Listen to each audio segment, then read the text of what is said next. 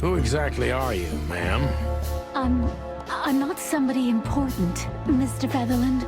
You're important enough to deal with such a delicate matter. I carry out the wishes of my employer. You've been thrown into deep water, sweetheart.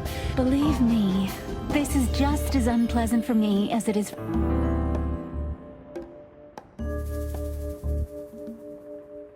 You're not very confident. Are you sure you're all right? Yes, excuse me. Breaking into the apartments of strangers isn't that big a deal. Some people do it as a hobby. Please don't make fun of me, Mr. Featherland. This is hard for me as it is. You're right. Sorry. Did you come alone? All by yourself?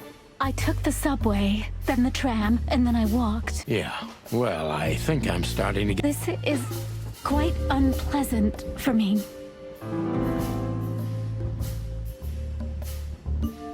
Do you even know what you want?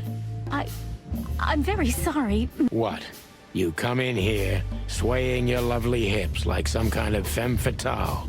Make me have a drink. I'm making you drink?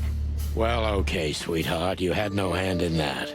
I'm sorry I wasted your time, Mr. Were you born and raised in Clawville? Why do you ask?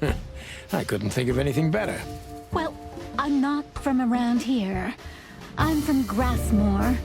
Maybe you could hear I have a slight accent. Do you know where it is? Where what is? Grassmore, of course. You just asked. Oh, that. Don't worry about. Huh. Do you like to play with other animals? Oh, for the wild one. I'm afraid so.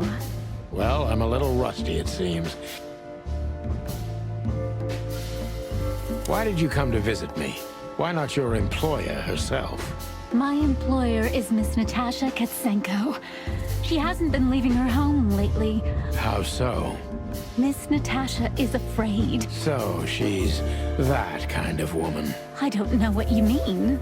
Of course you do, Deborah. Thank you, by the way. We avoided the point long enough. Deborah's hiding something, no question. Let's focus on that.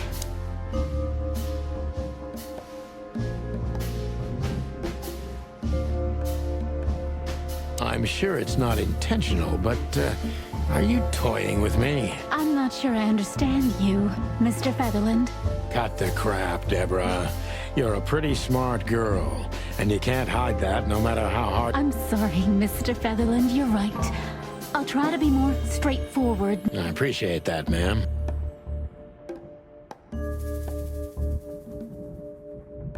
This is just too risky for me. I can't take the case. Please, think again, Miss... Are you in some sort of jam? Nothing of the sort. There are simply things better left unsaid. Then you're wasting my time. I trust your instincts. You'll manage it. Yeah, and I have no other choice, right?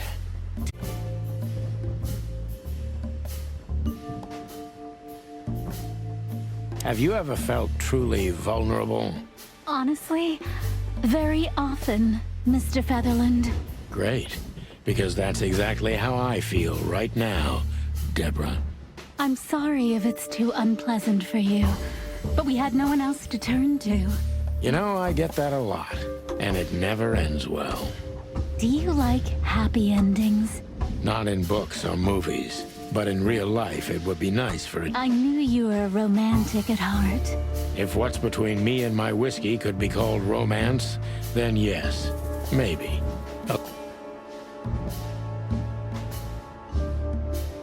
Tell me, Deborah, why should I believe you at all?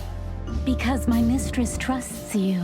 Should that be enough? If you really like what she thinks you are, then yes. Damn, what can I say to that? Look, I didn't mean to back you up against the wall. You have a way with words, sweetheart. Did you ever want to be a cop? No, not for the world.